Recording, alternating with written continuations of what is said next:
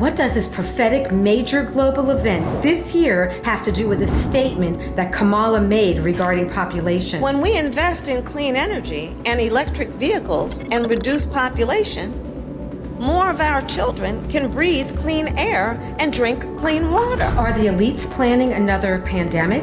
And what is the hidden message in King Charles' Rainbow Ark, which was given to him from the World Economic Forum? Craig, on a previous video, you explained the major global event this year that will confirm a 7-year peace and safety covenant under King Charles. But you have uncovered way more information about this event that's going to happen in December. So on February 17th of this year, Dr. Al-J. Burr, the president designate of COP28, met with King Charles to collaborate together to bring about a successful outcome at COP28 this year. That began the 42-week countdown to COP28 from February 17th. And so the UN has been updating every single week, every Monday, the countdown to this event. So we're at, as of this video, we have passed the halfway marker to this event, which happens in December. Okay, but for people who haven't seen the other video that you did, why is COP28 prophetic? I mean, and the event that's going to happen in December, and also the UN meeting that's going to happen in September, that's happening in September, both events September, but the December one, why is that a countdown? That's referred to as the global stocktake, and it has 3 parts to it. So a lot of people are going to be looking at September, but that's only phase 2 of the progression towards this event. So the first phase ended in March 2023 with the synthesis report. That was the data collection. We're in phase 2, which began at the Bong Climate Summit in Germany. That was a technical assessment, and will conclude at the September event at the UN General Assembly with a synthesis report summarizing the key technical findings. Okay, but what are they measuring? What are they measuring? They're measuring the progress towards the 17 Sustainable Development Goals. And are they measuring the progress of how much we are complying to those 17 goals? Yes, and we're way under the marker. They're saying that we're basically failing with the UN goals, but we have 7 years left to go. Right, and so it looks like that they're saying then we have to push harder than ever. I mean, they're saying we have to accelerate and push harder than ever. Accelerate just the speed in which they want to implement these goals. The final phase of this agreement is for this global stocktake is the consideration of the outputs, and that happens at COP28, in which they implement a seven-year deal beginning on December 12th and 13th. So 13th will be the first full day of the strengthening of the goals. And the star of that event is the Terra Carta, which has been the star in the last 3 years, a 10-point recovery plan put on by Prince Charles of Wales in 2021. So at that time he was prince, but now of course he's king. Yep. And okay. That's the star of the show. So that it'll be the Terra Carta that strengthens this deal. Right, which really is saying that King Charles is over this whole thing. He's overseeing the whole thing. Right, and their goal is the reason why you're saying 7 years is because it's the 2030 agenda. Yes, and that started at the Paris Climate Agreement agreed upon on December 12th of 2015, and December 12th, the last day of COP this year. That's the 8th anniversary of this agreement in which they want to strengthen this deal. So we have 8 years from 2015 to 2023, and there's 7 years left to go. They've been counting down on this for this event since the day they signed this event in 2015. Okay, so how does this change our lives? I mean, what is it that they're looking for us to change in? They want to reset the way we live. So people are the problem, and we have to change to save the earth. That's their ultimate goal. Right. It's a salvation plan of the Antichrist. Right. And so they're saying that it's our fault that the climate is changing. It's our fault that people are dying. They blame everything on just we, the people.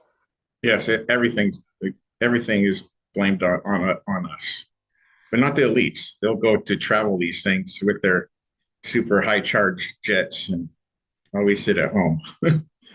Right. Now, I always find it interesting when they talk about everything needs to be sustainable. We need sustainable energy. And meanwhile, I mean, most people who have researched know about like Tesla, and he had the invention where everybody could have free, clean electricity. But no, they don't look at anything like that. They just want, to them, the clean energy is us sitting and doing nothing or riding a bicycle. Yep. And we're already headed there in the cities. That's why you're seeing a lot of these bicycle lanes going in, that because they're moving towards a direction where you can only leave so far from your house. Right, right. And I'm noticing it even where I live. I was like, oh, at first I didn't connect the dots, but where I live, I was seeing a major road and all of a sudden they're putting this really wide sidewalk that goes for miles. And again, I didn't connect the dots at first. And I thought, oh, isn't that nice? And then when I started finding out about the way they want us to live in these small the C40 cities, which is basically they call a 15-minute city, which you can only travel 15 minutes. And I thought the 15 minutes meant by car, but no, it means that you can only walk or ride your bicycle. So that's what, if you're seeing these Yes, sidewalks. and they're five. The maps are five. They have maps down to 5 minutes. What's available in 5 minutes?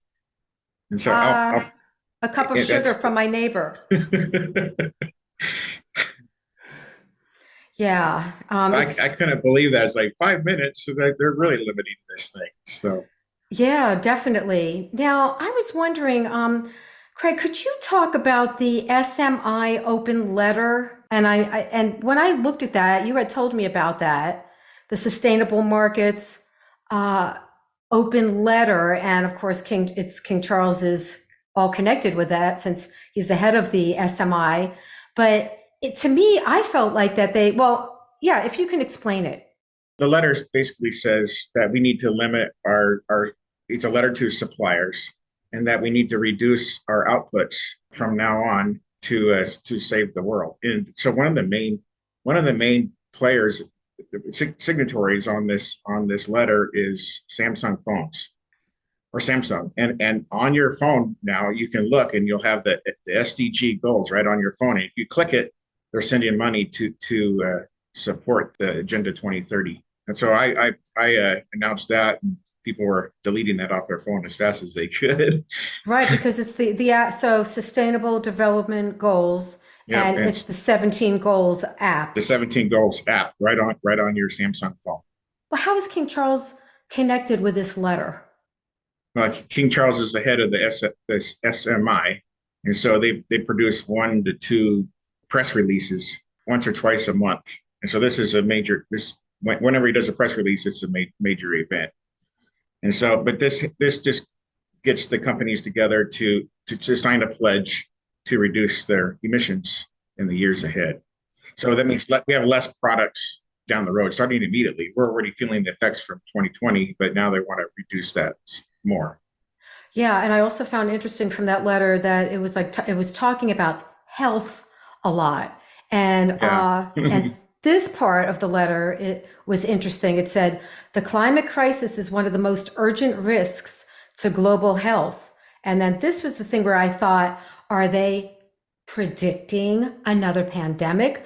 The science is clear. There's a rise in non-communicable and infectious diseases due to the climate. No, probably due to you doing something, but we won't go into that. But I don't mean you, Craig, but I mean the elites. Yeah, that was it's been talked about for years with the Gates Foundation. Today, the greatest risk of global catastrophe doesn't look like this. Instead, it looks like this. If anything kills over 10 million people in the next few decades, it's most likely to be a highly infectious virus rather than a war. So he's been telling us for years that there's another one coming. In fact, they did a video, he and his wife together, and at the very end of the video, they were smiling. And I thought, like, with a big smirk, that there's another one coming, and then there's this big smirk by both of them. So they know it's coming. It's just a matter of time. I would say within a year, It's here. Yeah, I pretty much think it would be 2024 since that's an election year, and that seems to be the way they operate. Yeah, I would agree would probably agree with that. I mean, there's no way to know, but that's the way things obviously have been operating. Right, but we can tell by the different subtle things that they are saying, and maybe not so subtle. And back to what Kamala said with population. I don't. That was people say, oh, that was she meant pollution, not population. But no, she meant population because that's part of their agenda. If you listen to them, they'll just say that we're overpopulated, and and even you've said, when they say they want to reduce carbon, we are the carbon they want to reduce. And so I found this very interesting regarding population control. Okay. Well, first of all, when you look at populationmatters.org, it has a ticker going of what the population is like. Oh my gosh, it keeps it going up, and like, oh, this is like a scary thing. And then also, King Charles gave a speech in 2010 regarding the Earth, where he said the Earth cannot sustain our population. I want you to hear what he has to say, because that's really what this is about. But there is no getting away from the fact that in the short term, in the next 50 years, we face monumental problems as the figures rocket. No megacity can ever hope to catch up with the present expansion in their numbers to provide adequate healthcare, education, transport, food, and shelter for so many. Nor can the Earth herself sustain us all when the demands and pressures on her bounty worldwide are becoming so intense. And then in his book, Harmony, he reiterates the same concern, arguing that the population that the Earth cannot control can handle all of these people. Yes, and that's why he's known as the Sustainable Prince by Joan Vion, because he's the one pushing this sustainable agenda, and that we have to keep the limits of the population under a certain figure so that the Earth isn't battered by us humans. There are obviously some good points to all this, that we need to take care of our Earth, and we all agree with that. But when they worship the Earth more than their Creator, that's the issue, and we find that in Romans 1:25. So it's all about worshiping the Earth, and I'll just briefly mention this, that just a few days ago that the UN released the AI for the goals, and every time they show that one of the goals, they're singing Gloria, which is worshiping of the SDGs. Oh my goodness. So already bowing down to his agenda. Yep. Currently, there's now 17 goals to transform our world. The first one is no poverty, but in reality, it is welfare dependence. The second one is zero hunger, but in reality, it's GMO and your food alterations. And we're seeing that in the stores. It's like the food I used to like at the stores, now it's being replaced with this synthetic food. And I look at the label, it's like, I'm not eating that. I know. And the thing, and when you look at that, it's like, what does that have to do with furthering to help the environment? I mean, we're talking about chemicals. Makes no sense. Yep. So we really got to watch what we eat, and because what they're putting in the food. Absolutely. So bioengineered food, that's what we're getting fed. And you'll see that at Walmart. That's a typical chain in the U.S., a big chain in the U.S. We're already seeing that in the Walmart. You can go online and you can buy the cricket food. So it's there. Right. And the third one. Oh, just back to the crickets. And I've heard also, like with the crickets, that there's a chemical just in the crickets that can really, really hurt people. So tell me how all of this is benefiting the people. But okay, keep on going. But John the Baptist ate grasshoppers or locusts. So. Yeah, I don't think they were the same as what these people are doing. Good. The third one is good health and well-being, but in reality, it's something that's forced upon you for your health. And we saw that in 2020. And I'll leave it at that. Well, you know what? No, concerning that, yeah, I understand. But But they want these C40 cities with a 15-minute city where you can only, go beyond 15 minutes. And they want what I've been reading with that is that they want to have, a healthcare system in each of those little areas. So you can't choose your doctor. You have to go to whatever their doctor is in that little section. So I think that's part of it. But keep going. The fourth one is quality education, but that's in reality, that's mass indoctrination. The fifth one is gender. Don't even go on to that. Okay, so yeah, now the fourth one. The fourth one is big because your children aren't protected, and so it starts at your preschool age and school, definitely kindergarten. They're already indoctrinating your kids. I would say if you got your kids in public school, get them out right away. Yeah, I totally understand. I homeschooled my children, and so And they turned out okay. absolutely. That's a whole long thing. I can go into a whole spiel about how amazing it is, but that's not what we're talking about right now. But back to the education thing too.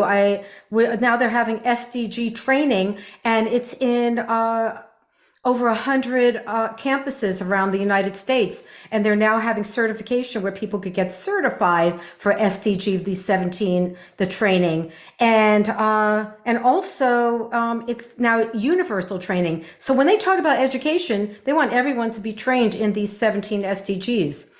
Yes, and that's happening in your major cities like Seattle, New York, Chicago, Miami, Los Angeles. They're not learning about reading, writing, and arithmetic anymore. They're learning about these SDGs and how to live a sustainable future. So you can talk to a young student at these schools and universities, and they know these things by heart.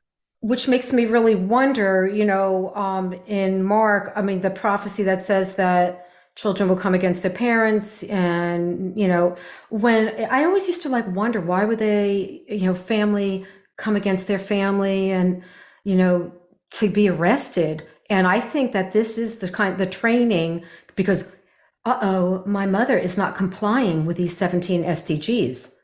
Yes, and I saw that in 2020 with my own family when our state went into lockdown. Nobody could go anywhere. I went to work, and I had family members wondering if I would go to work.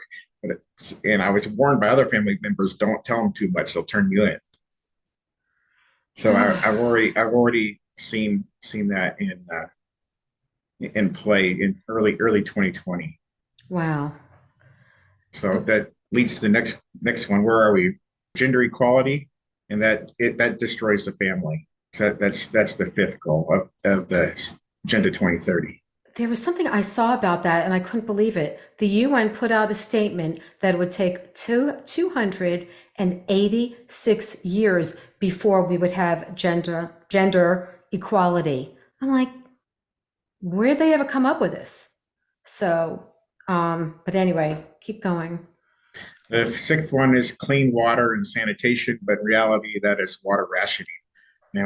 And the first steps for that we're probably going to see before December, definitely by the COP28 event. And that there's a press release on May the 5th by the SMI that revealed that that's coming. So there's 5 principles to live by for water rationing that will be presented between now and COP. And there's also 5 on land as well. So, and that's called the Terra Carta Accelerator. So that's really important to know who's behind all this. Which is King Charles. It's just King Charles. So he's the one that's going to present that sometime between now and COP28. It could happen tomorrow. I just don't know, but probably towards COP28. The seventh one is affordable and clean energy. That's smart grid surveillance. And we're already seeing all new construction. I'll bring this up a little bit later, but all new construction for in Israel, for example, for their non-residential buildings has to have smart energy based on the sun because of the lack of space in Israel. Has to have solar panels on their roofs, beginning immediately. And with the state of Washington, all new buildings have to be hooked up for EV outlet on the outside of the building starting July 1st. So if you're starting a building today, you have to hook up for this EV. There's a development happening just a few miles from where I live, and the power company has told them that they will not supply the new homes with power. It's supposed to be about 400 homes. Now all the homes have to be EV. Okay, but now will they start saying that to us who don't have that on our homes? Yes, that's coming too. That's called expropriation. That's already happening in Europe. So we're seeing a big push in Europe for that. Next one is decent work and economic growth, and that's no property rights. So that was just what I was talking about, expropriation of property. So if you don't fix up your property, you're gonna lose that property. Yeah, and I can only imagine all the things that they would tell us. Like if you have a gas stove, then you're going to have your whole house be electric. But I'm sure they're going to come up with all these different zillion of things to say why our house is not compliant. Yep. And then number 9 is industry, innovation, and infrastructure. That's basically we labeled as slave labor, which is where it's headed. What I'm talking about really is what's going to be happening during the tribulation, especially the first 3.5 years. So they're going to have some limited success on this, and then God starts pushing buttons, and that's the best part, where He shuts off the wind from, and then we have all the volcanoes going off. So that and we have big storms and hail the size of 100 pounds and crush all their solar panels. So you think that will be in the middle of the tribulation? That'd be in the last half of the tribulation, that these bowls that come upon the world. Okay, that are in the book of Revelation. Yeah. And then the 10th one is reduce inequalities. That's make everybody identical. So it's communism. Right. And we're already seeing that, how they've upped the minimum pay wages for everybody. So everybody's pretty much leveled out about the same pay. So we've seen that transpire over the last several years. For a long time, we had prices all the same on everything. And today everything's inflated so much. I can't remember what the price was, although I remember what it used to be, but I don't. Today, it's fluctuating so fast, I can't remember. Yeah, now talking about work, I did see a statement where they also said, as to be sustainable is your job benefiting the world? So I'm sure they'll be analyzing that too. A goodbye job, and they're already doing that. So they're going to release people from their work and replace them with robots. Mm-hmm. And that would be your AI. The next one is sustainable cities and communities, and that's your 15-minute cities, for example. So you can't leave your house or go more than 15 minutes. There'd be no more flights. You can't fly anywhere. The 12th one is responsible consumption and production. In reality, that's one world currency, and we're going to see that here played out possibly late August with BRICS. And BRICS is 5 nations with 5 leaders, and they're adding 5 more nations with obviously 5 more leaders. So you have a combination of 10. So basically, we see 10 nations rising with 10 leaders or 10 kings, and we're seeing this before they confirm this covenant in September through December. Now, how does that fulfill Bible prophecy, the 10 nations? That fulfills the Bible prophecy, in that you see the iron mixed with clay on Nebuchadnezzar's dream, and you have the 10 toes, which represent the 10 kings, which is written in the book of Daniel. Yeah, and then there's the 11th one that rises up over them, and takes power over the 3. So we know from Bible prophecy that more than likely 3 of these nations will be Commonwealth nations as of today. 2 of them are. So you have Brazil, Russia, India, China, and South Africa. And India and South Africa today are the Commonwealth. So one more needs to be added that will be part of the Commonwealth. The 13th one is climate action. We have there the all-seeing eye, and that's energy rationing. 14th one is life below water. That's to control wildlife. It's AI to control how many fish you fish. So they're going to be controlling your fishing, for example, through AI. Your 15th one is life on land, which I previously mentioned, and that's to control resources. And there's 5 with the Terra Carta accelerator. We're going to see 5 of those how they're going to implement it into 2023. The 16th one is peace, justice, and institutions, and that's perpetuated war or perpetual war. So they want, Klaus Schwab has been heard saying that they want these wars to come about to help bring about their population agenda. And how do they explain that? I mean, what is their, what, just because so many people would die? I mean, is that it? It's in his book. It'd be in his book, The Fourth Industrial Revolution, and I don't recommend reading that book, but it's definitely in that book. Yeah, yeah, I've heard about it. The 17th one is partnerships for the goals, and that's the one world government that we're going to see established by December. Somebody or something is going to head this thing up and control it once they confirm this deal, the Paris Climate Agreement in December. Okay, and again, when is it in December? Well, it's November 30th through December 12th. So December 12th is the final day of the negotiations in which they have to strengthen the global goals. Yeah, and then what? Now Israel is going to be sending like 1,000 of their delegates there? Israel has the largest delegation at this event, so 1,000 delegates. And how many other what's the number of leaders too from all over the world that are going to be there?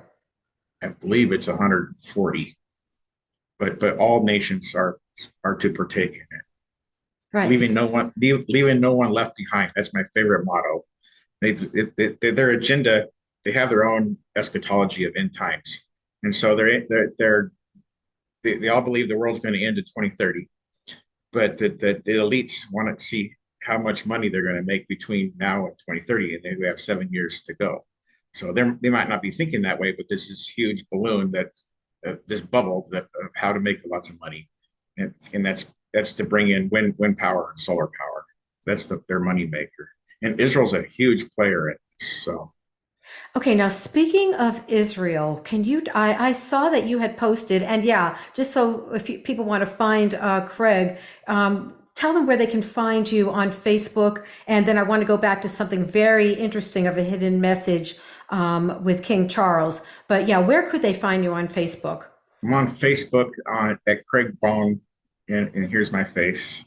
And also on Signs of the End - Rapture Watchers, and also the website in all caps, Rapture Watchers. I'm also on YouTube at Craig Bong 1573 is my YouTube channel, but it's just short video clips of 90 seconds on that channel. Okay, now I saw that you had a post, and it was very interesting about the possible 18th SDG, and there was like a hidden message with King Charles bow, rainbow. So tell me about that. So there's been two plans that could fill in the 18th goal of the Agenda 2030. And one of them was presented by the state of Palestine. And it says, for the purposes of the implementation of the 2030 agenda, there should be an 18th SDG, which is ending the occupation and the consolidation of the independent state of Palestine on the 1967 borders with East Jerusalem as its capital.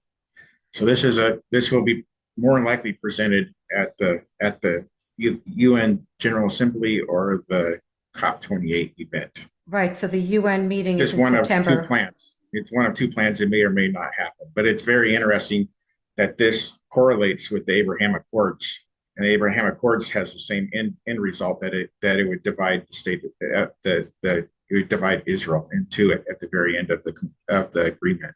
So the Paris Agreement of 2015 not only binds the state of Israel to reduce greenhouse gas emissions like all other developing countries, but is a tremendous opportunity to team up with King Charles' sustainable development initiatives for the growth of the Israeli clean tech sector.